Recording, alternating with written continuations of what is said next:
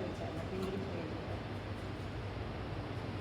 ఇలా కాంగ్రెస్ గవర్నమెంట్ అధికారంలోకి వచ్చినాక కొంచెం జీవో నెంబర్ 31 జారీ చేసి 2024 ఫిబ్రవరి 8వ తారీఖున జీవో ఇచ్చింది.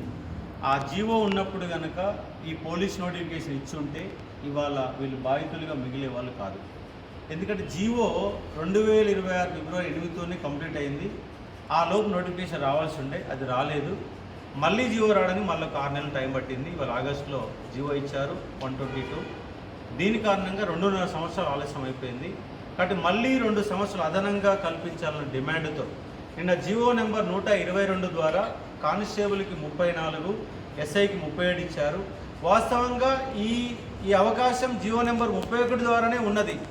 మళ్ళీ జీవో నెంబర్ 31 స్థానంలో 122 ఇచ్చారు తప్ప ఎలాంటి ఏజ్ పెంపు లేదు. ఇప్పుడు ఇచ్చినటువంటి జీవో ఏజ్ పెంచింది కాదు, జీవో నెంబర్ 31 స్థానంలో ఇచ్చిన జీవో మాత్రమే.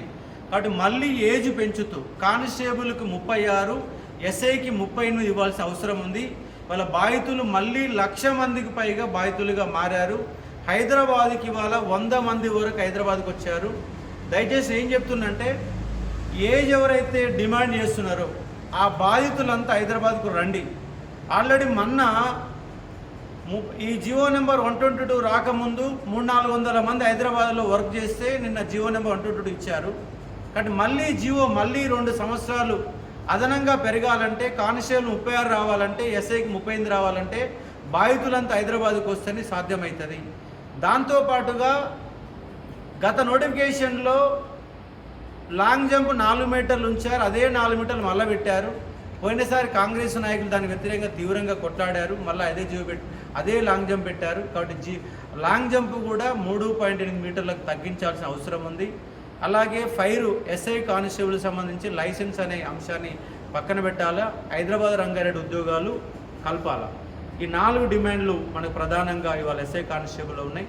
తక్షణం అయితే ఏజ్ అయితే 36, 38 పెంచాల్సిన అవసరం ఉంది. బాధితులందరూ కూడా అదే బాధితులు. పోయినసారి జీవో నెంబర్ 46 వల్ల, అదే మాదిరిగా లాంగ్ జంప్ వల్ల, అలాగే 1-2 మార్కులతో పోయిన వాళ్ళే 1,00,000 మంది పైగా ఉన్నారు. వాళ్ళే డిమాండ్ చేస్తున్నారు. ఇవాళ కొత్తగా 36, 38 అడిగే వాళ్ళు కొత్తగా రోడ్డు మీదకి వచ్చి ఉద్యోగాలు కొట్టేవాళ్ళు కాదండి. లాస్ట్ టైం నోటిఫికేషన్లో ఉద్యోగాలు కోల్పోయిన వాళ్ళు, గ్రౌండ్ అన్ని చేసిన వాళ్ళు ఉన్నారు. కాబట్టి వాళ్ళని దృష్టిలో పెట్టుకొని కంపల్సరీగా 36, 38 ఏళ్ళు ఇవ్వాల్సిందే. అందరూ రోడ్డు ఎక్కితే సాధ్యమవుతుంది. దయచేసి ఇవాళ చాలామంది విద్యార్థులు హైదరాబాద్కి వచ్చారు. కానీ మీరు కూడా హైదరాబాద్ అందరికీ తరలి వస్తే ఖచ్చితంగా సాధించడం మార్గాలు ఉన్నాయి. పోయినసారి రిజల్ట్ వచ్చినాక SC, ST, BC reservation result వచ్చిన తర్వాత సాధించుకున్నాం. కానీ ఇది కూడా మనం సాధించుకుంటాం, 100% అవుతుంది. హైదరాబాద్కు రావాల్సిందే. ఫోన్లు చేసి వాట్సాప్లలో మెసేజ్లు పెట్టి ఫోన్లు చేసి చికాకు పెట్టడం, నన్ను చికాకు పెట్టడం కాదు. మీకు కంపల్సరీ కావాలంటే హైదరాబాద్ రావాల్సిందే. కాబట్టి మన బాధితులు మాట్లాడతారు.